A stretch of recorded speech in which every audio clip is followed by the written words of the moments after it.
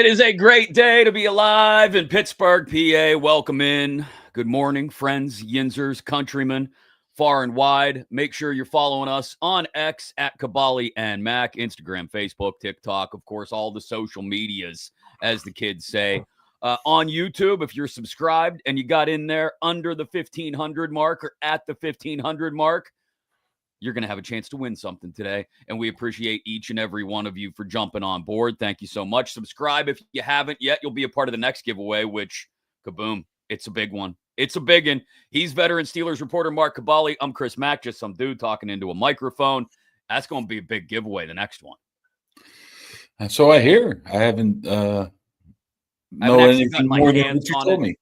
Yeah, I haven't actually seen it myself yet, but I've been told by our friends at First and Goal that it's going to be a big one for the next giveaway. I don't know. We might have to go all the way up to 2,500 subscribers because it's just that massive, this giveaway. And I'm really excited about it. So massive, not in size, but in stature. And the timing is very good. You're going to want to be involved in this one before it should, I don't know, go in a different direction maybe on how you view it. I'll just leave it at that. I don't want to get too into it and give something away before it's time to give it away. But giving things away is what we'll do today anyway with the autographed Pat Freiermuth helmet. We'll do that before the end of the show. We'll pick someone at random, one of our first 1,500 subscribers.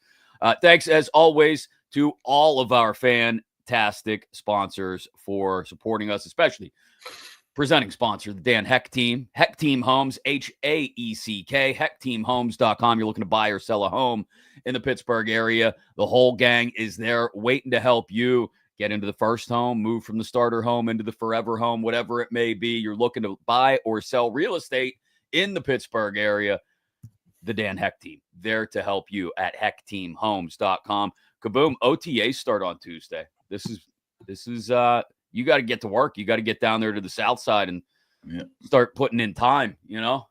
Yes, abbreviated OTA session, only 6 sessions over 2 weeks, followed by a 3-week mini camp. So by, what are we looking at? 3.5 weeks, they are done. Yeah, only 6 OTA sessions instead of the usual 10.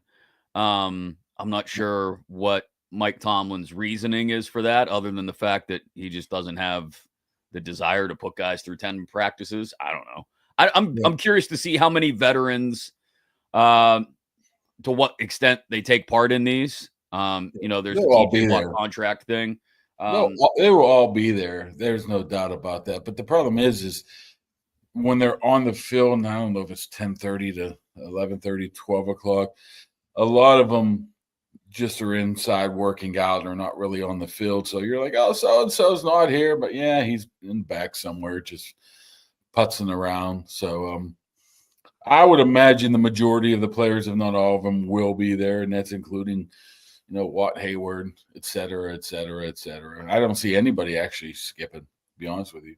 Well, there's one guy that probably won't be there. Well, he's not under contract either. Yes, so. Exactly. 6 OTA sessions, 3 next week, Tuesday, Wednesday, Thursday, 3 the following week, Tuesday, Wednesday, Thursday. And then the week after that, you have your mandatory mini camp, which will be when everybody is in the fold, fully practicing. Except no hitting or anything. They just go through a full week. They do their Tuesday. They'll do Tuesday, Wednesday, Thursday, but they'll set it up like a Wednesday, Thursday, Friday during a regular season week. So new people to the organization get at least the initial feel of how a week goes. So answer this question for me. What is the difference in practices between OTAs and mandatory minicamp? I think it's longer. Okay. That's about it. There's no hitting. You're not allowed to hit. That's why the past couple of years you've had a lot of offensive linemen being drafted and like, how so-and-so look? I don't know. They're just out there going through drills right now. They're not allowed to hit. I mean, come talk to me 7 days into training camp when they're allowed to finally put on the helmet and the pads and start hitting each other. I can go out there and convince myself of Broderick Jones looking like a superstar come Tuesday, but it ain't going to mean a darn well thing until he puts the helmet on and actually gets out there and hits something. That goes the same on the other side. So, I mean, you'll be able to see the talent, and maybe they'll do some install. They'll do probably a quick install, then just to get them acclimated, but nothing too over the top where they do have 5-6 weeks off in between that as well. But I think they want to get them initially integrated into the system and how they do their business. Because what is it? Half the roster's new, if not darn close to half the roster's new. Yeah, and I want to go over some of the stuff to watch for, even though, like you said, it's not a full contact practice. Certain guys probably won't be on the field for the whole thing, especially during OTAs. If we only had a guest, Mac, that would be able to take part of these OTAs, it could tell us what really goes on there. Oh, yeah. Somebody who's been through them before? Yeah. Mike Logan will join us in about 20 minutes. Super Bowl Steeler, Super Bowl 40 winner, WVU grad, McKeesport grad. And he's going on a Steelers cruise later this summer. I think I saw. I gotta ask him, like, is that weird being on a Steelers cruise when, like, you don't really? It's great you're on a cruise, right? But you don't really get any time to yourself, and you're like kind of one of the attractions of why people are on the. Like, you got to entertain the whole time, I would think. Yeah. Well, that's what you get for a free cruise, I guess. I wonder if he's like cruise. I wonder if he's like Frank Costanza and pulling out the cabana wear. Where would a Kaboly cruise go to? I went to one cruise. I told you I went there once. Where'd I go? I went to Belize and I can't remember. What's that out? The Grand Cayman and it's like the Bahamas. Some goofy island. Roatan. Is that what it's called? Roatan? I don't know. I haven't heard It's like you go back into there and it's just Honduras. There it is. I just looked it up. It's just an island in the middle of the Caribbean. So it was interesting. It was nice. But the best part of that is that's when I got engaged on the way back home, and we were going through a tropical depression on that boat. So I had all this plans on outside and, very Titanic-like. Yeah. And the boat was like, I'm like, so this is interesting. It almost became Titanic-like, literally. Honestly, you can't even tell those boats are moving. Oh, I can. But during this tropical depression, you could feel it moving. Yeah, I've only been on one cruise, but it was like a short one, so they had to step on the gas to get to the Bahamas where we were going. And literally, if you looked out the one end of the ship, you could see the horizon line just bobbing up and down. I was like, man, I might not be long for this. I ended up getting my sea legs, but it took a day. You wear those little patches? I didn't. I don't think I did. I didn't. Forget that. You're a tough guy. I don't need no seasick patch. I don't get seasick. I grew up on them on. The cruise. It wasn't interesting. I know people that's all they do is go cruises. You know what I would like to do? Go to Alaska on a cruise, like during the summer. Where you get like 18 hours of daylight? No, you just go up through the Alaskan mountains and all that. I heard that's beautiful. I bet it's very picturesque, but like I'm going on a cruise to like hang out by the pool and stuff. I don't need to take a drunkard. You and Santoro are drunkards. I'm not a drunkard. What are you talking about? Sip a little something. Where were you at last night? Y108's 8-man jam. Thanks for the invite. A little country concert. You don't like country music. Was Shabuzi there? Shabuzi was not. No. Pomp was there, huh? Pomp and his wife were there. Pittsburgh royalty, right there in the front row. They love those shows. No, they went there on purpose, or were they weren't? No, I mean, as in purpose. I mean, they didn't go for a speaking engagement or anything like that. No, they weren't part of the show. Yeah. They go because Bob's wife Lisa loves country music. Okay. Every time she sees me, she tells me how she listens every afternoon to Y108. Thank her very much.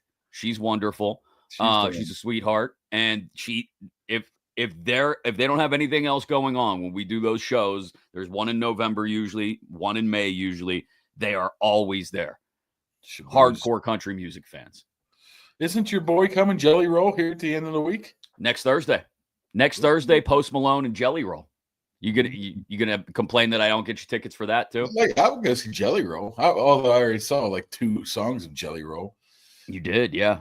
Jelly Roll, but yeah, because I tried to go on the Gateway Clipper fleet for the Monster Jam and it wasn't open. And they said next one is Jelly Roll and Post Malone. I'm like, oh, so coming to town. That's where a Kaboly cruise should be, on the Gateway Clipper. I haven't been on that sucker in 40 years. Really? 40 That would be years. perfect. Kaboly cruise on the Gateway Clipper. That's something we got to work on. Thanks, as always, to our good friends at Southwest Greens for supporting us here at Kaboly+Mack. Visit southwestgreenspa.com. You need your lawn to look better than it does. We all do, really, let's be honest. But you don't want to put all the work into it. You just want it to look good, and you want to be able to actually use it. You don't have to worry about, I got to cut it today, and then it's going to rain for 3 days. I can't mow it again, and then it's going to grow, and I got to mow it again, and then it's going to die in the middle of the summer because I got to water it constantly, and if I don't, well, there you go. And then I got to spray fertilizer on it, and all this stuff you got to do and think about your lawn. Get an artificial surface laid down by Southwest Greens. Go to southwestgreenspa.com. Tell Jake the Kaboly+Mack sent you. You will have the best looking, most functional yard in the neighborhood with the least amount of maintenance and worries and concerns. southwestgreenspa.com. We thank them for supporting Kaboly+Mack. Okay, so what's the number one thing you are going to look for when you get down to OTAs on Tuesday? Probably cafeteria lunch, see what they're having. On the field, I meant. On the field.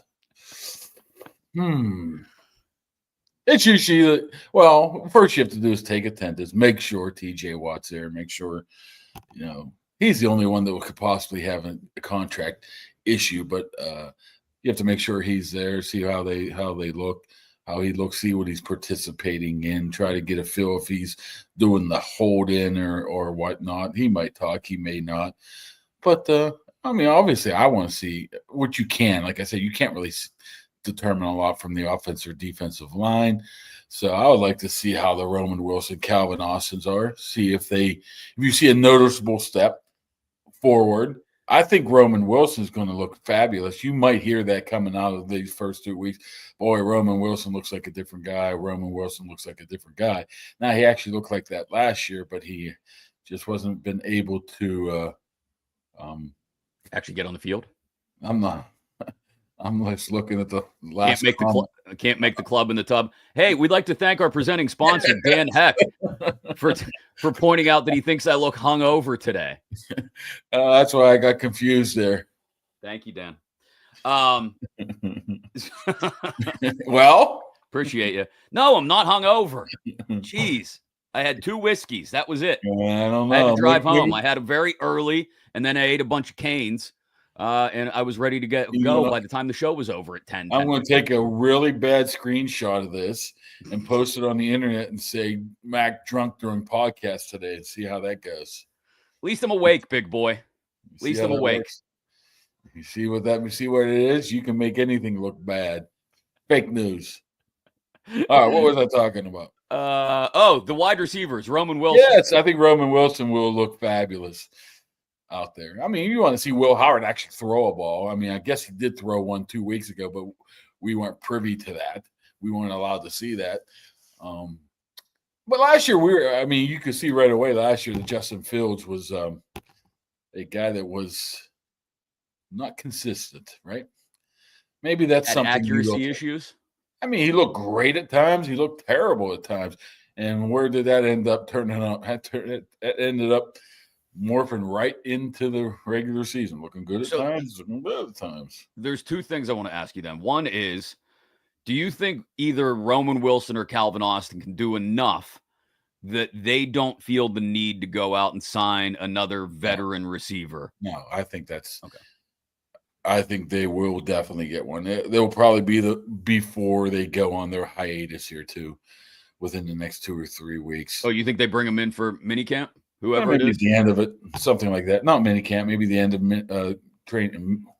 minicamp, somewhere around here, so they can get that done. I don't think they can take the chance waiting to see how things unfold in training camp. Although there is also always a possibility, because in mid to late August, when people are cutting 40 times 32, right, of players, that somebody's going to come available they could maybe be able to snatch up or trade for. But I don't think you can wait for that. I think they learned their lesson last year, where you can't really count sit the around and old wait forever. eggs in the basket, right? Can't count the chickens before they're hatched, whatever it's called. Wait, you can't count the pigs in the basket. I said the eggs in the basket. Oh, I was like, what the hell are you talking about? The chickens before they're hatched. So Gotcha. I think they will. I think they will go get themselves a veteran like receiver. You know, I mean, we hear the names, but it's probably not going to be those guys, right? It's probably not going to be the Keenan Allens or the Amari Coopers, or they would have been here by now. So you think? I mean, I think, yeah. Why? I mean, why couldn't it be one of those guys? I just, like I said, if that was what are those two waiting for? A decent offer, put some pressure on a team that maybe has an injury. Maybe they're the kind of guys that don't sign until training camp somewhere. Yeah, and I don't think the Steelers can afford waiting on that. Regardless, I think Calvin Austin. I mean, even if Calvin Austin plays well, this is his expiring contract year too. You have, Pickens is obviously gone, so I mean, it's very possible next year you only got Metcalf and Roman Wilson, and Roman Wilson has about 12 snaps under his belt. So you better start adding somebody right there. And I think they did really wait too long last year, and they've learned from the IU thing. So I think they'll bring one in here.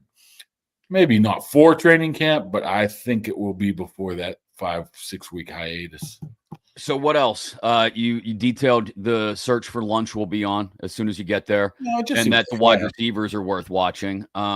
What else is worth keeping an eye on besides which guys are participating, which ones aren't? Because, like you said, this isn't contact. We don't really get an eye on trench play, which is one of the things that's been the biggest focus of the roster build over the last couple of years, in particular this offseason. You try to figure out if there's going to be any schematic differences on defense, and they tend to hold that close to the vest.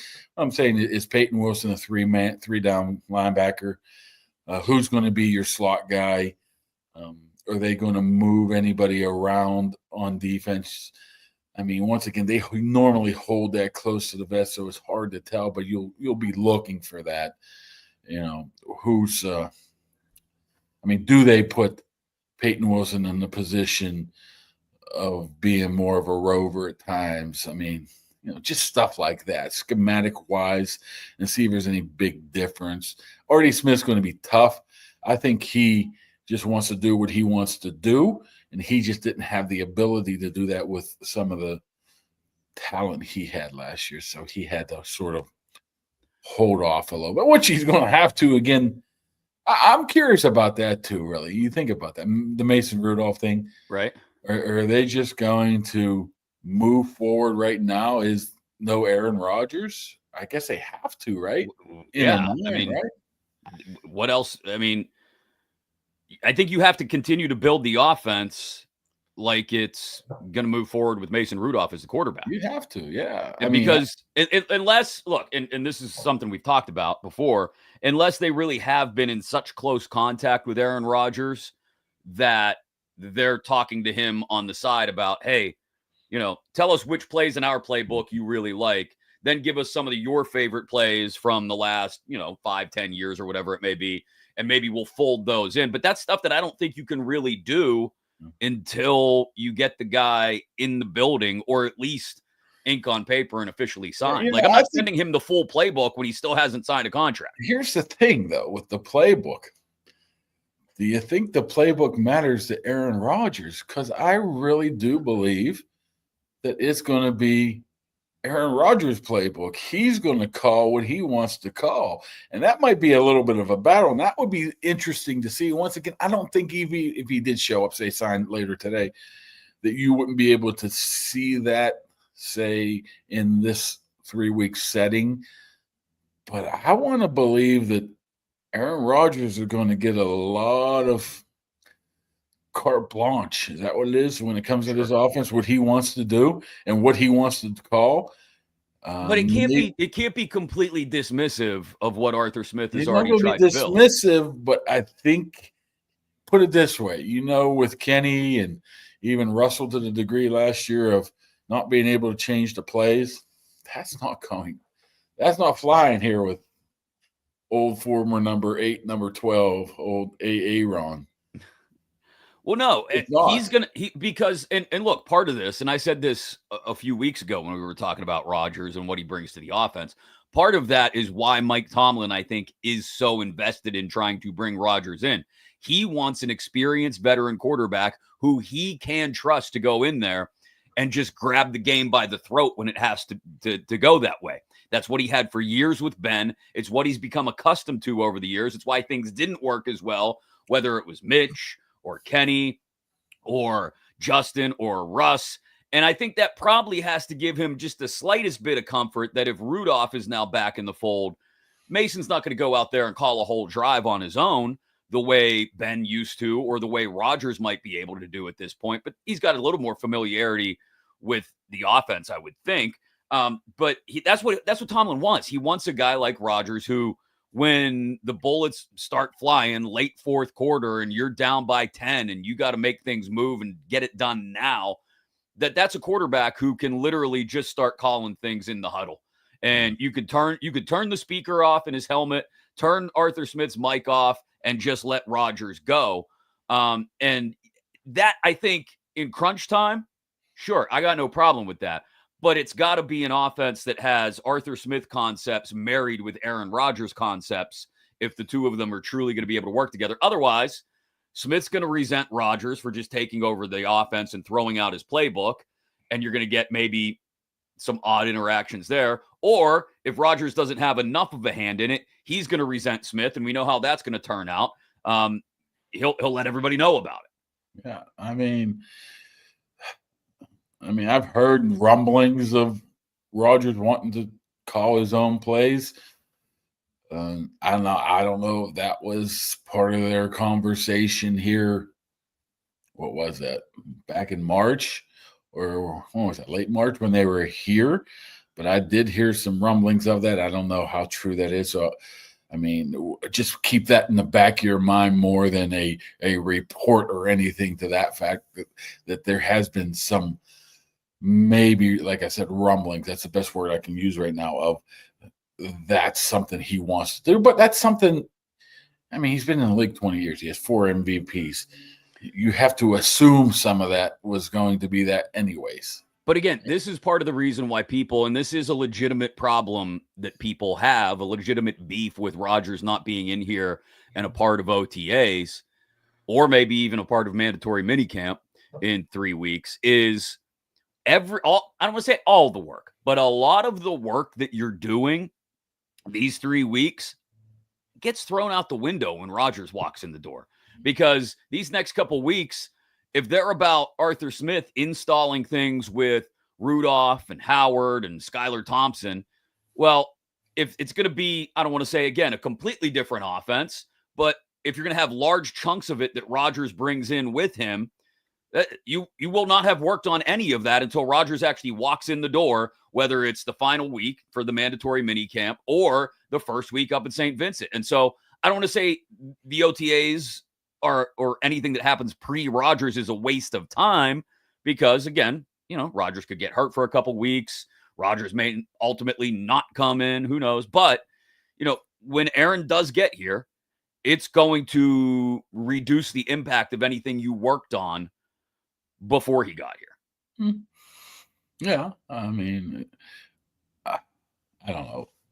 I just don't know how much, even if Rodgers was here, how much he would participate more than just getting in and out of the huddle and making a couple, short throws or whatever. There's, I don't know how much he gets from that. How much can you learn from, Roman Wilson or Calvin Austin by going out there in that setting?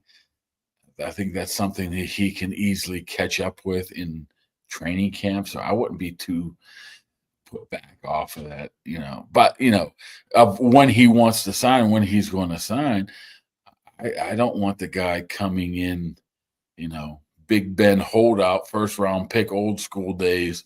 Is he here week day one? Oh, here he comes week two, day three, day four, finally ending his holdout.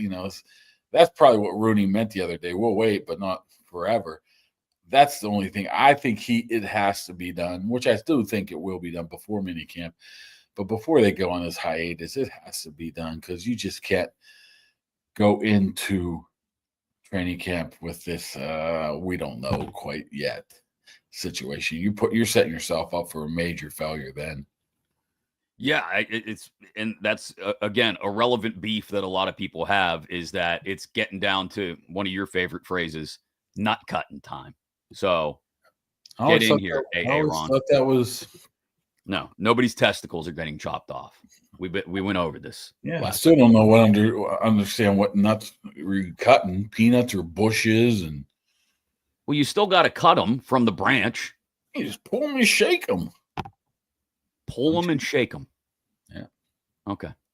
Good to know. How you're all over the harvesting of nuts. I know how they harvest like fruit and trees. They get these machines and wrap like a belt around them and just shake them. Really? Just fall down. They just pick them up like apples. We think they go up there and pick them? I don't know. I never thought about it, to be honest. You've really thought a lot more about agriculture than I have. And you went to Penn State. Yeah, and you grew up in Westmoreland County. No, I did. I'm Westmoreland County. Yes, I grew up in Westmoreland County, but where I grew up, everything in my area was called Tri-County something. Tri-County this, Tri-County that, because Westmoreland County's here, Vietnam was there, Allegheny County was there, which is kind of weird is because Washington County was across the river. It should have been Quad County. I was going to say, why is it only Tri-County? Because Allegheny County was about 15 minutes away. That's why. Okay. Allegheny County. I'm also curious to see, and this is a question somebody brought, the one position group I think you can watch somewhat closely because a lot of this stuff without contact is just basically glorified 7-on-7, even though there's 11 guys on the field, are the defensive backs. And one of the things somebody at Yinzer Joe asked earlier, why'd they let Dante Jackson leave and sign Darius Slay when you're primarily a zone defense, in your opinion? I mean, my opinion would be Darius Slay is just better than Dante Jackson. I mean, that's simple calculus right there. Nothing against Dante Jackson. I thought he had a good year, the 5 picks that Yinzer Joe references there. I liked him, but if Darius Slay is available as an upgrade, I go in that direction. Yeah, I mean, I think near the end of last year, first of all, he kept getting banged up, Dante Jackson. Every week it was something else, and you probably want to get out in front of that. I know you're adding this guy who's a little bit older than Dante Jackson, but he, I think late in the season he didn't play as well as he did early in the season. So, I mean, if you're bringing in a guy like Darius Slay, and he is equal, if not a tad better than, say, Jackson, but he markedly helps Joey Porter. I mean, you have to take that into account too.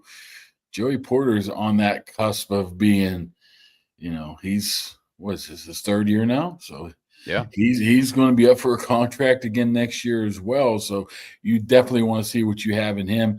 And hopefully, I think that's why they got rid of their defensive back coach, and I think that's part of the reason why they brought in Slay as well. But I think Slay is a big upgrade than Dante Jackson, even though I thought Dante Jackson was a wonderful human.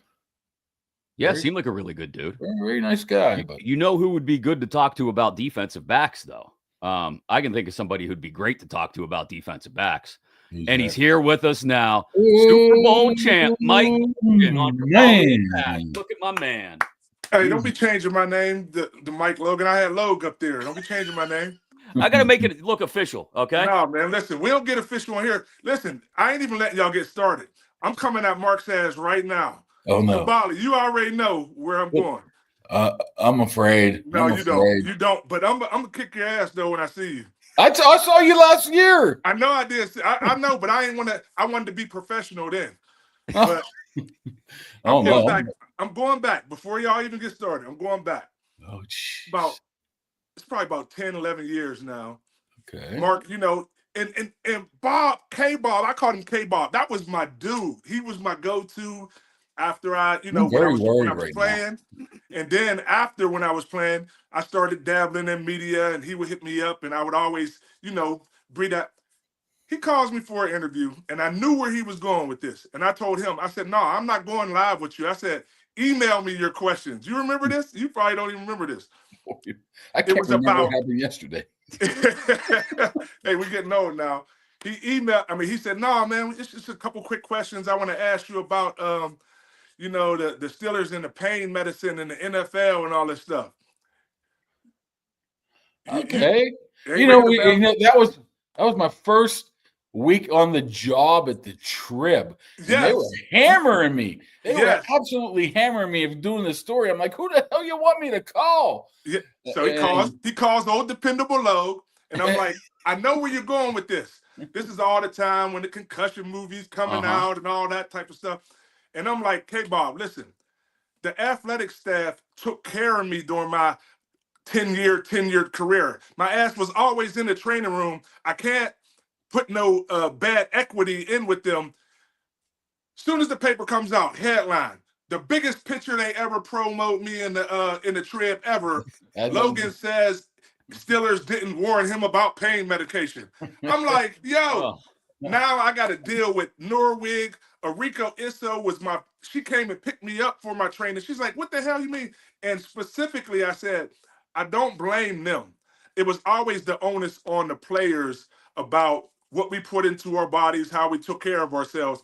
You put me in the doghouse with the marketing team for a few years, so you owe me some compensation. Next time I see you, dinner on you, damn it. Oh my goodness! Yeah, I'm ready for this. I was excited. Mike has been holding on to this for a decade and a half. A whole decade, man. If I do recall, it was a very good quote by you, Mike. Oh, it was awesome. But I had to interact with fans like, oh, F you, man. You ain't talking about I was like, listen, but actually, that was the first time I had got numbers on my Facebook fan page because I had so much interaction about that article and really got to make some good relationships over that. So I'll give you a little kudos on that. And I did get the bond with my audience and really explain. We really started to dive into everything that we talked about, the concussions, the pain medication, all that stuff. But I was holding on to that for a long time. You could tell. Well, thanks, Mac, for setting me up here. I had no idea. Oh, he did. I wasn't going to let the cat out the bag. I wasn't going to let the cat out the bag, but I said it's better for me to verbally get it out than to just jump on you when I seen you. That could have been an assault charge too. Yeah, I saw you at Swissville last year for the old 8U team. Yeah, I couldn't do that in front of the kids. You know what I mean? I gotta make sure that I, keep it. Couldn't put the business in the streets. I get it.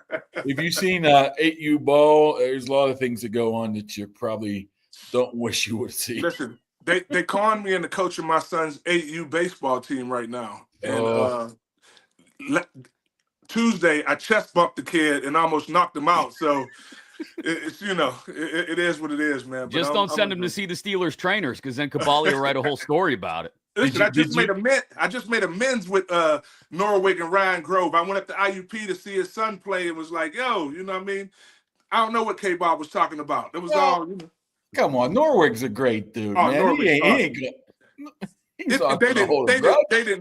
They never even questioned me about it. There was some drawback when they were talking about Dr. Bradley. I'm like, look, Dr. Bradley repaired both of my knees, post lateral ligaments. I'm good with them, but well, you should say that. I go see him on Wednesday. Oh, you do? Yeah, tell James P. He's my dude, man. I call him James P. I see his helper there, but yeah. That's an interesting. Put it this way: when you're coaching your 8-year-old team, do you tell them that you almost basically invented Renegade? Listen, I just listen. That's my saving grace right now. That's got me more marketing opportunities than I ever had in my career right now. Just off of that little thing they ran when my play was the first time they played Renegade twice at the stadium, and we mounted that comeback. So, believe me, I'm investing in that little marketing thing right there. So, wait for the T-shirts to come out at Mike Logan Day at Kennywood. You'll see. Logan Day at Kennywood. That's great. I mean, you get a day at Kennywood, you're the king of West I already Mifflin. had one. Oh. Already had one. You're late to the show, Mac. Do your research. I missed After it. Super Bowl XL, I didn't want to go to Disney. I went to Kennywood, baby. Yes, They had a whole sign outside. We love you too, Mike Logan. I was I was raised in West Mifflin, man. Yeah, raised from the mighty Witt. Come on, Mac. I tried to tell him the other day. People referred to you as McKeesport Mike, but hey, man, you're a West Mifflin guy. Listen, now there's a story to that too. The great late Myron Coate, he gave me the nickname McKeesport Mike. You can't argue with a legend. No. You know what I'm saying? That name is going to stick to you. But when I went back home to West Mifflin, they was like, bro, you West Mifflin Mike. What's going on? And I said, listen, there's enough of me to go around. I could be spread throughout the Mon Valley, okay? There's love throughout the Mon Valley. There's enough of me to go around, baby. Mon Valley Mike. There we go. Let's make it happen. I got to ask you, before we talk about football, for a couple minutes at least, this Steelers cruise that you're going on, you've done a couple of these, haven't you? Oh, yeah. Is that, like, can you still enjoy yourself on the cruise? Or is it like you got to entertain and be on the whole time?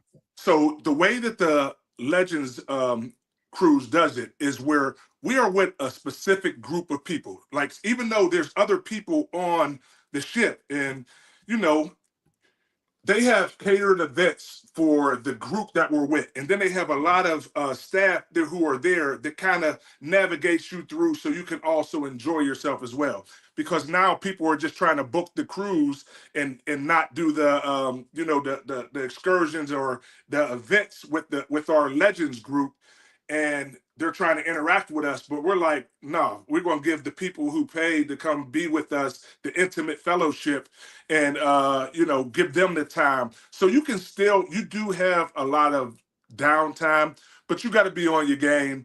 And we kind of protect our group. So all the guys, I've done, I think my first one was 2016. I've been doing them every other few years since then.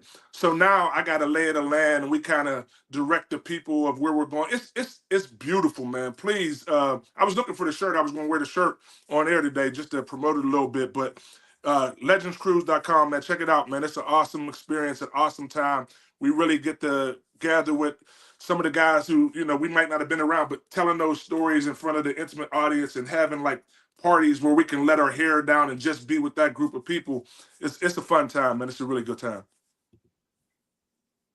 Wow. I do got to give a lot. Give you props, Mike, because you came to Pittsburgh, what, 01 maybe? Yeah. 01. Yep, 01. That was my first year covering the squad. I'm coming from the McKeesport. I didn't know what I was doing. Some people argue I still don't know what I'm doing. But anytime I needed something, back in the corner, right next to Jay Peasy. No doubt. 31. Let me go talk to Mike. No doubt. And he gave me what I needed. So all the time. That's why when that article came out, and I said, this mother. I said, man, I got to let this dude know. He caused a little rift for me. But no, you always been my guy, man. And look at you now, man. Look at the big things you've been doing since then. I know. I haven't got a piano back here. Wait, that's my background. Hey, I don't got that big XL. Speaking of that, man, not only I think you got two of the more important, or at least the most important play of this century was that pick against Cleveland, man. People forget that changed the entire game. It's so funny because in the moment, that play was the best and the worst thing that ever happened to me. It was the best play of my career because the momentum shift that it had and the significance of what that game was representing. But I also blew my knee out. Thanks to the Heinz Field turf that was previously in that field. I think I should still have, let me call Top Dog Law and see if I can get some money, on a backdated injury. But no, I blew my knee out on that play. And I knew after that play and after that year of rehab that I probably lost a step. And I knew that, it was the writing was coming on the wall, although I was able to hang on for a few more years after that. But that play, it was on NFL Network. It's in some of the greatest plays for the comeback history, and it'll always be relived. So, out of them 10 years, I at least can tell my kids, your dad saved one game at least, you know what I mean? So I put that on display for them to see all the time. Well, you also, and you talk about maybe losing a step in the last few years of your career, but that was also, I think, still probably the most impactful point in your career because you brought along Troy. And look, not to say that Troy Polamalu wasn't going to be a Hall of Famer anyway, Right. but like if he doesn't walk into a situation with a guy who's willing to, and Kaboly always kills me for using the mentor aspect of a young quarterback coming up under a veteran quarterback. But like you fully embraced that idea at safety when Polamalu came in and were willing to train the guy who was going to take your job. And like that, I don't think if Polamalu doesn't get that early in his career, again, I'm not saying he doesn't become a Hall of Famer, but the whole trajectory could have been different. Right. And, for me, that it was never even a thought about that. I knew the business of the NFL. I knew what it was about. And seeing Troy, I knew that it was only, a matter of time. I mean, they traded up in the first round to get this guy. And the tutelage that I was able to offer him was more in friendship and brotherhood. You know what I'm saying? About him getting into the league and learning how to handle himself. And, I think he held out for like 2 or 3 days during training camp, and he didn't want to do that. And I was walking him through the business of it, of let your agent do his job and all of that type of stuff. When it came to the football stuff, all it was verbiage and him just settling down. He came in trying to do so much because the expectations were so high on him and so low from me because I'm coming off of an injury and I'm 30 years old now. We knew that he was going to come in and take the reins from me and be able to do great things. I would have never imagined that he was going to become one of the best Pittsburgh Steelers in history, but you've seen it. But one of my greatest accomplishments during that time was being able to go to training camp and have my best training camp that I ever had in my whole career. And then being able to be named the opening day starter even that year when Troy came in. So for me, it was like he challenged me to get better in practice on a daily basis just because I knew what he had to offer. I mean, it only took a few games for him to be like, okay, Dick LeBeau's like, Troy is going to be starting. He's going to be, or no doubt about that. I mean, we knew that was going to happen, but the relationship that came from me just offering myself to him to be available. This dude shouted me out in his Hall of Fame speech. Where, like, that's a greater feat for me to tell people than it is about anything that I've done on the field, because it speaks about who you are as a person, how you were raised, what your moral values are, what your character is about. And, when people question that, I got some good backing from a Hall of Fame player who's one of the best in Steelers history to give me accreditation for that.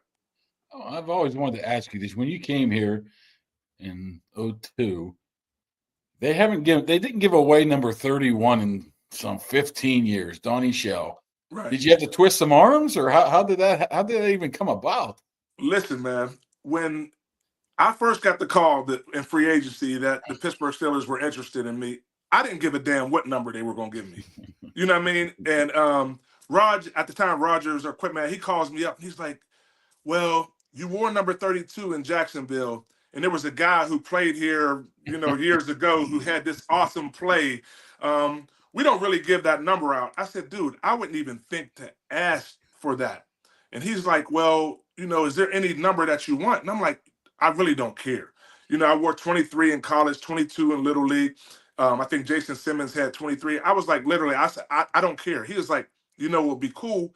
And he was like, Donnie Shell. I'm like, yeah, I love him. You know what I mean? He was like, why don't you wear 31? And I'm like, isn't that, that number off limits too? And he was like, listen, the story is perfect. A young guy from Pittsburgh that plays safety. He idolized Donnie Shell. He was like, I'm sure he wouldn't mind if you would be the first one that wore number 31. So he's like, if you want, you can call him up and ask him. I'm like, hell no. I'm like, you call him up and ask him. You know what I'm saying? Hey, Mr. Shell, this is Mike Logan. And they ended up I don't even know if I think they called out and asked him, and he's like, "No, I don't care. I would love for him to do that." And for me to be the first person to ever don that number after the Torpedo Award, I mean, it put high expectations on me because I'm like, I'm not trying to fill his shoes.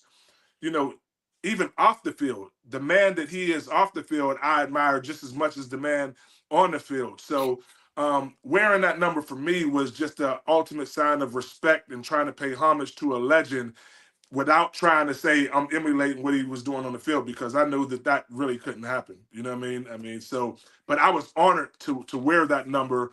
And my man Beanie is representing it now, and the West Virginia dog, you know what I'm saying? So it's in the passing of the torch is just getting better, you know, getting better on the line.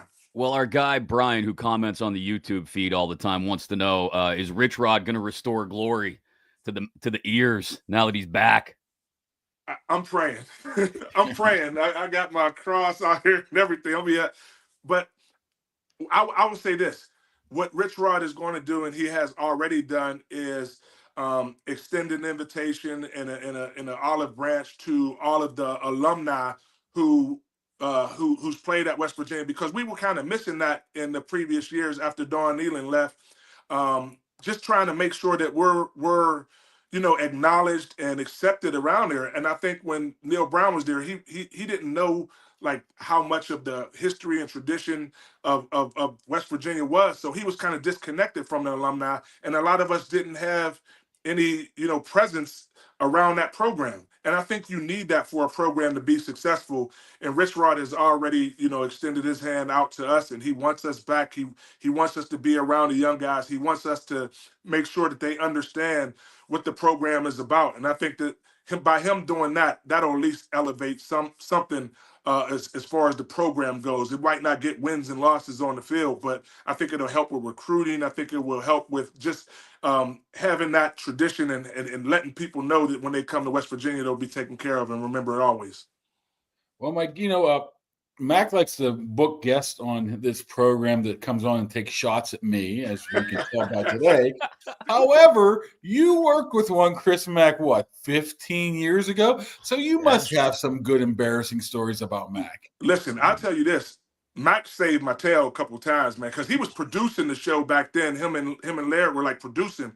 And, I'm on a prime time radio talk show. We're not just talking football. You know what I'm saying? Now, yep. I know a lot of the history and the tradition of Pittsburgh sports because I was born here. So when we're talking about hockey and bringing on soccer guests, like I'm like, yo, I need some questions. I need to know a little bit of history. You know what I mean? And Mac's in my ear letting me know during commercial breaks what kind of questions to ask. So I owe a lot to him for, my media career and helping me out. You know what I mean? Just like I always gave you the interview. You know what I mean? This is full circle moment right here, man. Is. Why the hell y'all just not having me on the show? I thought, no, Mac, I got a bone to pick with him too. He called me out to do a podcast. That's what I want to hear. He called me out to do a podcast and never paid me for it. He told me he was going to give me. So I'm putting everything out right now. And why am I just now getting on the show? When y'all well, we wanted to wait until the audience was big enough, Mike. Listen, I thought it was going to be, KLM, Kaboly+Mack. I mean, I'm giving y'all gems right now, man, and y'all just leaving me out, man. I don't understand this. I think you need to make your radio return. There's people out there. Well, I thought about it, and I do some spot work stuff, man. But now I got two younger kids, started over, hit the reset button. I have an 8-year-old and a 6-year-old, Rain in Kingston. And any extracurricular activity that you can think of, they are in it. I mean, right now, my son, he just got signed up for golf. My 6-year-old, we're going to chess. We've got a chess club that we attend today at 3:15. We got Taekwondo right after that at 5:20. Rain's supposed to have Rain is supposed to have 10U baseball practice tonight. He's playing up. He just made the travel all-star team for soccer 10U, where they're going up to Edinburgh to play in that tournament. So my time is real limited now. So, I can only hop who's on enjoying podcasts. this more, though? The kids or you? A little bit of both, because people don't know that I was a hell of a baseball player coming up, and baseball was probably my best sport. And Leland actually gave me an unofficial tryout in 1991. My dad worked for KDKA and kind of slid some info in the Jim's ear, and he gave me an unofficial tryout in '91. But my mother wouldn't let me do it because I had got a full scholarship to West Virginia, and she's like, "There's no way you're giving up a scholarship to go maybe play in the minors and work your way up." Even though I loved baseball. I was probably a better baseball player than I was equivalent to football, but I just was bored with the game. It just came naturally to me. I never worked anything, but I was a slugger. Played center field, played a little bit of first base. I was a wild thing pitcher, but that wasn't going anywhere. I didn't have any kind of control.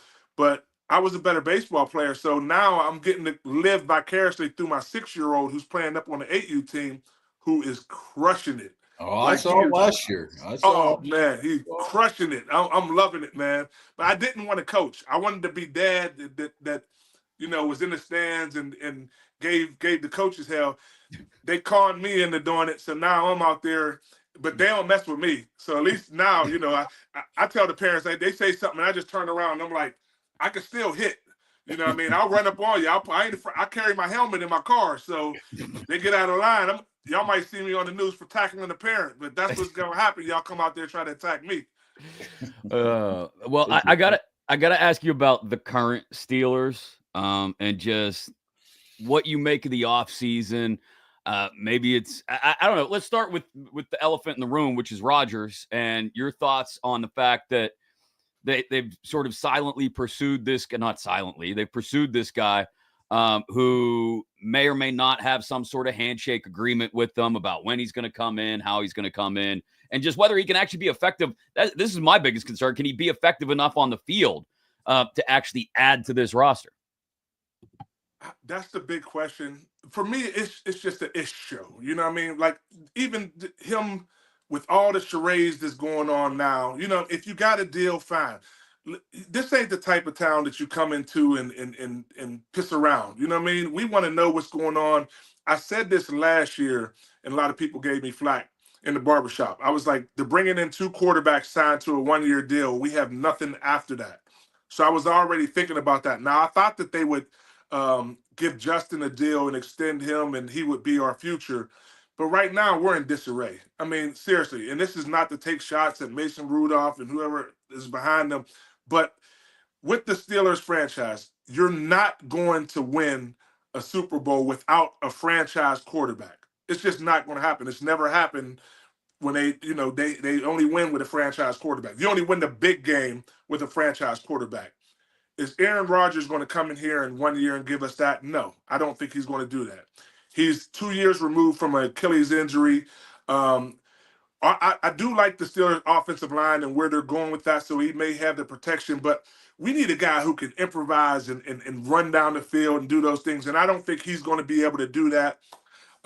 If we establish the running game and he's able to sit in the pocket, who's he going to throw the ball to now? You know what I mean? He got one main big target, and he's a hell of a big target, but I don't think that's enough. So bringing him to the table right now necessarily, in my opinion, doesn't do much to elevate the Pittsburgh Steelers offense. You've been part of many locker rooms and very talented and veteran defensive locker rooms. How do you think they would accept Aaron Rodgers when he comes in, even if it is training camp with no questions asked, welcome him on? Or is there something behind the scenes you think they're like, texting each other saying, man, what's up with this guy? I mean, take us what you think might be happening behind the scenes with some of these veteran defensive guys, which there's a bunch of them on this team.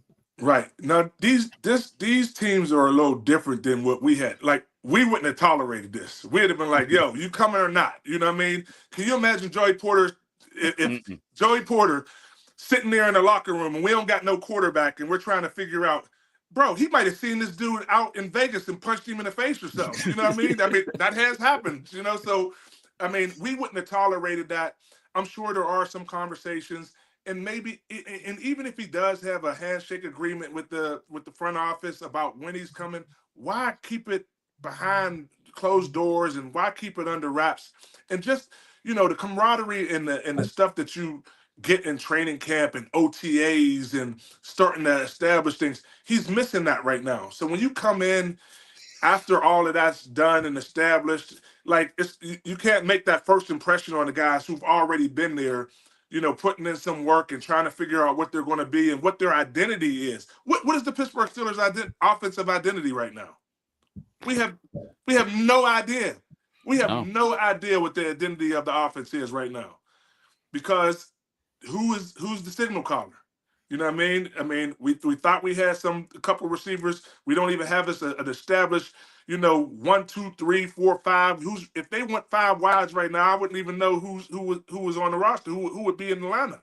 Right. This is part of what I brought up to Mark earlier when we were talking about this, Mike, is Rodgers is still that kind of dude who can walk out there in the fourth quarter and still, you know, it can still summon lightning occasionally, right? He can still do that, much like Ben at the very end of his career could still do that occasionally. Maybe not every week, though, and that's great. That's all well and good, but the offense is going to look appreciably different with Rodgers under center than it does with anybody else, Rudolph, Howard, Skylar Thompson, whoever it may be. And all the preparation that you're doing through these OTAs, I don't want to say it goes totally out the window once Rodgers walks in, but a lot of it changes when Rodgers walks in, because he's going to want the offense to do what he wants it to do, what he's comfortable doing with it.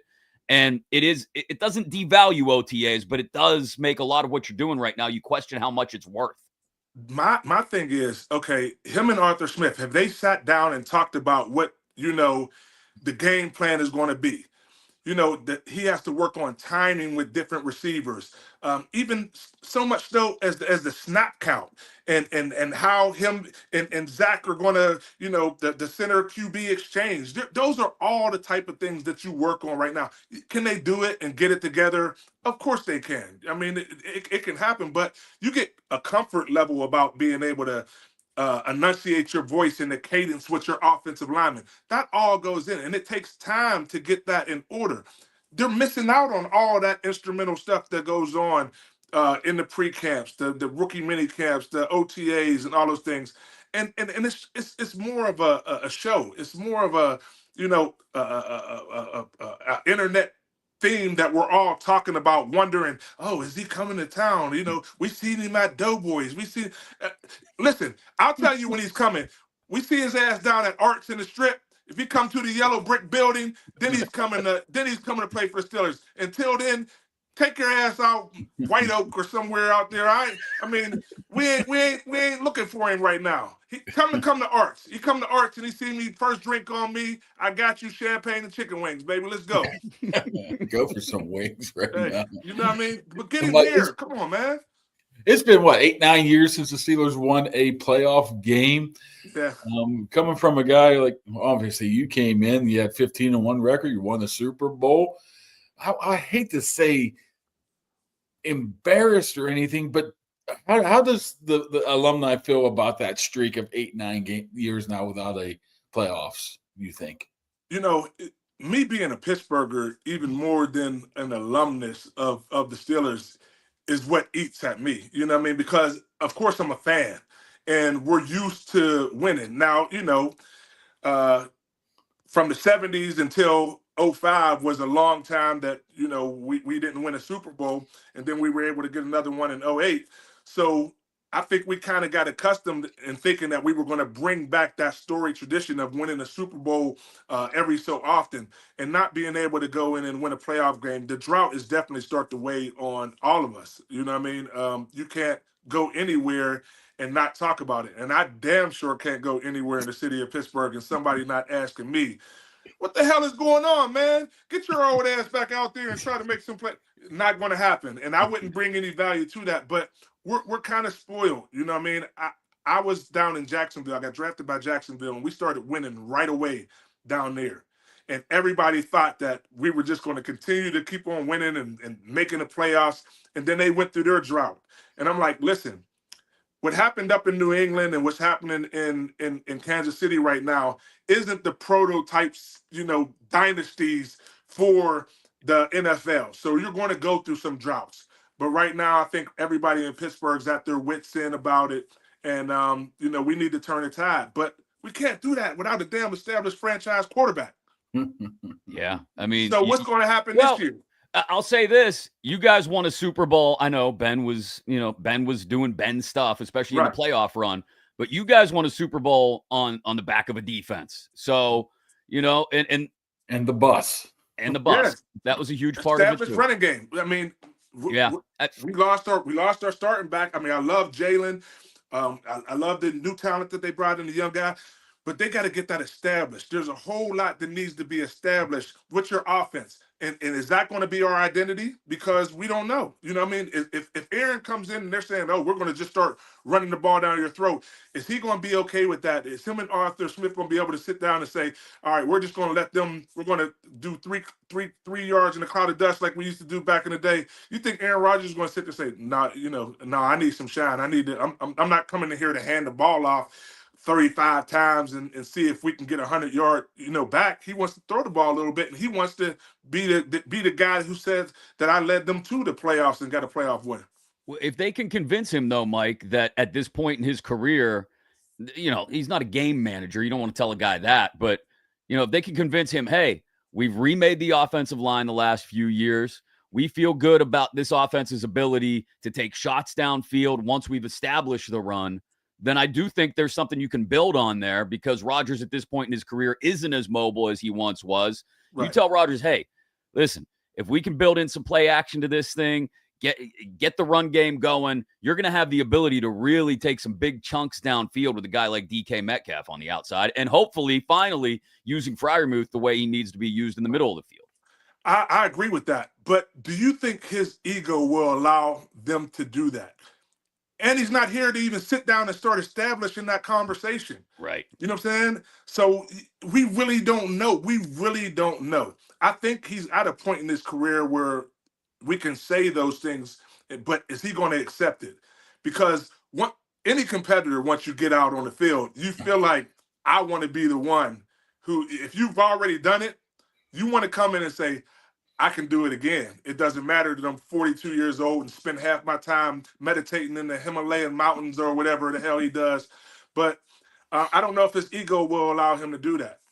Just by, he's showing you right now that he has an ego by doing this. What logical reason can he have for saying, okay, I'm going to sign at this point, or I'm not going to sign, or I'm going to do that? Like, give me a logical reason that we would be sitting here wondering if we're going to have Aaron Rodgers as our quarterback on the Pittsburgh Steelers with, what is this, May 23rd? Listen, I'm going over to OTAs next week or Tuesday. Bro, they might have to hold. I might get my media pass revoked again, like how K-Bob had me back in the day. If I go over there and talk to him, because I'm gonna hit him with the real questions, and it's gonna be off the record, but it's gonna be on the record, because I might be doing it live on Facebook. You would obviously you know a thing or two about safety. Flipping to the other side of the ball real quick. Why do you think Minkah hasn't had those splash plays over the past 2 years? Is there anything you can put your finger on of? They put him in situations not to succeed in that area, or what do you feel that the issue's been there? I don't think so. I think Minkah's the type of player is I think he's going to give you consistency. You know what I mean? And the splash plays, they will come in bulk at times, and then sometimes you just not.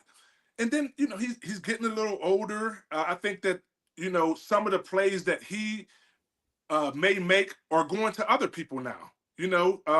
Beanie came in and started making splash plays out of nowhere, and they might have been setting him up to do that. You might want to have Minkah as your safety net and making sure that he does his assignments and make sure that everybody else is in their lines and playing different roles. And he's not the type of guy who says, I want the glory for it. You know what I mean? I could just sit back and say, as long as I'm doing my job, and they'll come again. because he's going to put himself in position to where he'll get a couple tipped interceptions or be in the right place at the wrong time for the quarterback to make a play.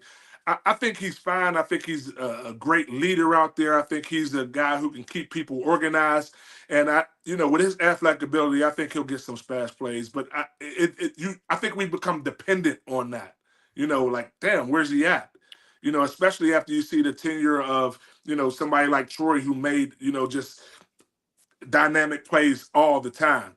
So that's part of it too. Like I think a lot of us get caught up in we want all of our safeties to play like that now. And that's not what Minkah is. He is a true center fielder in a lot of ways. My concern is that when the coverage gets better on the outside, and I thought the coverage on the outside was really good most of last year with Peasy Jr., and we talked about Dante Jackson earlier. Now they got Darius Slay in the fold. When the coverage is that solid on the outside, I want to see my free safety running around making more plays, and he didn't have as many of those. Hey, listen, how you think I was able to be out there, manning down the post? It wasn't because I was doing nothing dynamic. We had some guys on the outside, Ike and those guys were out there. B-Mack was out there making my job real easy, and I was okay with not getting exposed, back there by my time. So if you got some good guys on the outside, and he's doing his job. He's not like getting burnt. You're not seeing the back of his jersey all the time. He's still coming up, getting in the fold of making tackles and doing those things. But the ball is just not falling in his way right now. I have no problem with Minkah still being, our safety back there, man, in the defensive backfield. My question is a very important one. Can you still run the flex bone? Yes. You weren't the fullback, were you? Listen, I was interchangeable. Well, I was interchangeable. People don't know I was a tailback, man. I was a tailback. I went to West Virginia as a tailback. Do you know how I started playing corner? I went to the Big 33 game in 1991, and we had like 7 all-state running backs up at the Big 33. And he was like, I forget who our coach was. He was like, listen, you're only going to play like a quarter, maybe get like 3 carries. I'm like, dude, I got the whole McKeesport up here. I got people from Whitaker Projects and St. Clair Village. Like, I got to play. I got to be on the field, or there's going to be a mutiny up in Hershey. There's going to be a mutiny up here. So he said, listen, we only got like 1 cornerback. If somebody plays corner, and in high school, I never played corner. I played safety like Rover. So I didn't know how to play man-to-man coverage. My hips were tight. Ty Law taught me how to play cornerback in 3 days up at the Big 33 in like our host family's yard. Like, we were out there like doing drills, man. He taught me how to play corner in the game, played corner. I think we played against Maryland. I think Jermaine Lewis had 1 catch on me for like 8 yards or something like that. I got down to West Virginia, and the defensive back coach is like, I think you need to play corner. I was like, I'm a tailback. I'm going to the tailback room, and I'm going to play tailback, and that's what y'all recruited me for. That's what they said my offer was. And they told me to go sit in the 7th seat in the running back room. And that was the depth chart. And they were like, yeah, good luck with getting some playing time on that. But they were like, in the cornerback room, you could probably go sit in the 2nd or 3rd seat. And after about a week of not getting no carries and sitting on the bench, I'm like, I want to play. I went into that defensive back room, and they started teaching me how to be a corner. So that flex bone and all that stuff went out the window. But the saving grace was they told me that I was able to return kickoffs and punts. And I was able to lead the nation in kickoff return average as a redshirt freshman down at West Virginia. Mike, we could sit here and talk ball with you all day. We'll have to have you on again soon. When you're not running a taekwondo and chess club and baseball and all the soccer, everything else you got going on. We can't thank you enough for the time today, man. It's always great to see your face and chop it up with you, and we appreciate you doing it. Man, you already know, man. Tell the family I said hello, man. Your beautiful wife. Tell her I said what up, man. If it wasn't for her, you wouldn't be the man you are. You already know that. That's right. She's always taking care of you, but I appreciate you, bro, man. Okay, Bob, we all right now, but I still got my helmet in the car, so if I see you and run up on you and just knock you out, just accept it, and we gonna be going from there, man. We good. So that's why you gave me the stink eye last year in Swissville. Now I know. You know what I mean? I was waiting for a moment just like this to put it all out there, man. But you guys are doing great, man. I'm able to tune in and check y'all out sometime, man. Keep on doing your thing. Mac, you know how we go, man. We always got that connection there. You always my guy, man. So I appreciate you, Mike. Have fun in the cruise. All right, now appreciate it, man. All right, we'll talk soon. Check me out. Book your tickets now and get the jersey like I got. Looking good, man. We appreciate it, Mike. All right, now. All right, Mike, take it easy. We'll see it. Mike Logan, Steelers, great with us. We could have talked for like another half hour, but it was like 45 minutes. I was like, we got to let Mike get on with his day. Yeah. You know, I swear to God that story was like 2015. And maybe not even. And, you know, they're like hammering me to write something and do this. I might have used one quote. They probably took it out of context, blew it up. Can't trust those editors, Kaboly. That's what it was. That's what it was. I think the old nut graph of the whole thing for him was when he said, "Yeah, we were all lined up getting our Toradol shots." I'm like, honestly, nobody holds that against you, man. No, I'll be right there with you. They're still taking the old Toradol. They just don't talk about it. I don't even know what happened, what it was. I just know I was like the number one guy at the Tribute, and I called up Mike, and I called up what's his name? The agent player turned agent from Pittsburgh. What was his name? Oh! I know who you're talking about. I can't remember his name. Sindrich. Yes, yeah. He probably had better quotes. We got to thank our good friends at Impact HVAC. It's going to start to heat up. It's not like that out there right now, but it's going to be summertime soon. You're going to want to make sure your AC is working, get it tuned up, any maintenance that needs to be done before you get it fired up for the summer season, or you just want a place to call when maybe the furnace goes on the fritz later this year. Impact HVAC PGH on Facebook, 412-297-1852. We thank Impact HVAC for their support as well. All right. We've waited long enough. It's time to give away. I forgot all about this. You forgot about the Pat Fryermuth giveaway? How could you forget? It's like the whole. I'm not winning it, so. Well, that's true. So, unless how many burner accounts have you created on YouTube to try and win this thing? Hey, Daniel Wright here. I had to change my background because he thought that was my piano. Why'd you change it? People love. I love the fact that some people think that's really your living room. All right. Why is everybody's camera nice and crisp and clear, and I look like I'm? Because you do the weird background thing. Watch out! Take it. Now you got it blurred.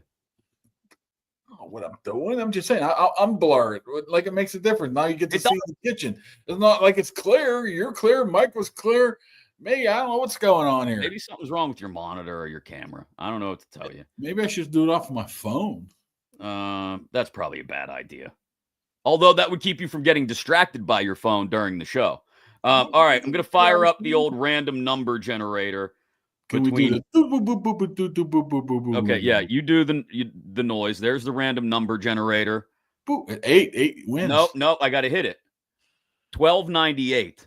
Ooh, that's a recent one then. That's going to be a fairly recent one. That's going to be someone who wasn't eligible for the Bettis autograph jersey or Larry Yellen. The Larry Yellen, yeah. Or what else have we given away so far? The Bettis jersey. Oh, and the Sid plaque. This will be somebody, like you said, relatively new. So I'm going to scroll through the list of subscribers here. There's 50 on a page, so I got to go. Jesus. It's like page 26, I think. Yeah. You're asking the wrong guy there. I got to go to page 26. 26 times 50 is 1,300. 3. Oh, this is going to take a while. Keep talking, Kaboom. 4. Can't you just go up on the top and just... Oh, you know what I could do? I could go to if there's 50 rows per page, I could go... No, I'm just gonna keep doing it this way. This is why. No, you wanted me to just to slack ass this You and should do it just did 8. half-ass. You should, What? I saw 8 up there. No, I wasn't going to do 8. Look, as much as we would appreciate the 8th 666. subscriber winning something. I'm going to actually count this out and get all the way to what number was it again? 1298. 1298. I got to get all the way to 1298 on the subscriber list. Just go to 26 page and 2 before that, right? Now you're asking way too much. Okay, here we go. I'm almost there. I want a recount. Just don't finish 2 votes short. Oh, poor Callis. Callis wore a shirt and tie today to announce that he lost. Now I got to go back 3 because I'm at 1,300. Okay, here we go. Back 2. Sorry. All right. Jason Jones.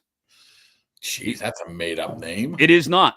This guy's got Jason Jones 2346 on YouTube. If you are Jason Jones and you're watching this now, or you know Jason Jones, it's very important you have him get in touch with us so that I can get his mailing address and send off the Pat Freiermuth autographed Penn State football helmet.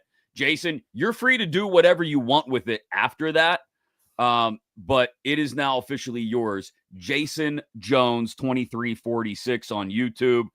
Oh, wow. He's got a whole playlist of cooking videos. Jason's a big chef, I bet. But he's my type of guy. Yeah. Now, Jason Jones is a very common name. How about if a random Jason Jones emails the program? No, we've got to know that he's got to prove that it's Jason Jones 2346. How do you prove that? Prove it. Mm-hmm. I'm not going to get into the what's Jones? and whys and hows. I just need Jason Isn't he Jones. having the Tommy John surgery? No, that's Jared Jones. My fault. Yeah. So Jason Jones 2346 on YouTube. Congrats. You've won the autographed Pat Freiermuth helmet, which is down in the box here. I'm not going to pull it out again because I don't want to do anything to it. It's now in its pristine, perfect state. Thanks to First and Goal Collectibles, firstandgoalsports.com for providing it. And we will be sending it to Jason as soon as he reaches out with his mailing address. And then the next giveaway, super, super massive. Don't fall asleep before we're done, Kaboom. That we will do. Have we decided 2,500? Is that what we're going to do for the number? Since this is such a big giveaway, the next one? Oh, well, yeah, sounds good to me. It might take a couple of months. Do we want to tell people what it is now? Or do you want to wait? We probably should wait because, bird in the hand, right? All of a sudden, be like, sorry, I couldn't get that. We're going to go with this instead. He says he has it coming in. So, it's big. We'll just leave it at that. We'll announce it on the next episode. Okay. Huge. It's going to be a wonderful giveaway. You're going to love it. It's some people are calling it the best giveaway ever. So we'll do that on what will be episode 58. We will do that next Tuesday. We'll do it early in the morning. We got a message. It's a done deal. First and goal. Is that what you're saying? Bang. It's a done deal. We'll announce it on the next episode anyway, just to build some suspense. Instead, go to First and Go and try to hammer him. Tell you what it is. $25 gift card to IHOP. No, Torch. No, I've been to IHOP. I've never been to the other one, Waffle House. Never been to Waffle House. You've never been to a Waffle House? Nope. How is that possible in all your travels that you've never been to a Waffle House? Every time I try to go in, it looks as scuzzy as possible. Kind of part of the attraction of Waffle House. Well, I was in Phoenix for the owners meeting, and I had a hotel right next to the Waffle House. I'm like, I'll just walk across to the Waffle House until I saw somebody literally getting changed in their underwear in the parking lot, putting their Waffle House uniform on. I'm like, okay, turn around and go back. I'm done. Part of the brand. It's part of the culture at Waffle House. It's what you get there. All right. That's going to do it for today's episode. Next week will be a little bit earlier on Tuesday, and we haven't decided if we're doing Wednesday or Thursday yet because Kaboom's got to visit Doc Bradley. We got Dr. all kinds Dr. Rivka. Oh, sorry, Dr. Which Rivka, is who was part of Doc Bradley's practice. Yes. So, but at the very least, Tuesday morning, we will set you up again for OTAs and what to expect. Who knows what kind of news we may have over the long Memorial Day weekend, but we hope each and every one of you enjoy it. Thanks again to all of you for subscribing. If you haven't yet, get on it because the next giveaway is going to be massive. If you know Jason Jones, tell him to get a hold of us so we can get him this Pat Fryermuth helmet. And we will do it again on Tuesday. Kevin Gorman's scheduled to stop by and talk about, he'll give us a little bit of a Paul Skeens check-in. Skeens supposed to start tonight, isn't it? Paul Skeens. Who's that? Oh, they scored 5 runs yesterday. Yeah. Big night. First time in like 3 weeks they scored more than 4 runs. Was there, Buccos, once again, before we go, Buccos really know how to do that PR well. The 9 people that stayed last night gets free tickets the rest of the week. Stop it. The 9 people that were there. Okay, woo. There couldn't have been no more than 9 people there last night after the rain delay. Well, I mean, rain delay. Freezing, man. I had to turn on the fireplace. It was so cold last night. Hopefully the weather, it won't be very warm tonight, but I think at the very least it's not supposed to rain maybe. So you can check out Skeens if you want to go down the old ball yard. And like I said, Tuesday, Gormy the Owl going to join us. Kevin Gorman, who covers the Pirates, to talk Skeens a little bit with all the nonsense that people. Well, you know what else? Gormy covered a lot of Steelers this past year with Rudder out for the past couple of months, so he might have an opinion there. Oh, I'm sure he does. I'm sure he has some opines. So we'll talk to Gormy on Tuesday. I gotta send you something to really mess with Gormy. The Gormy spin move.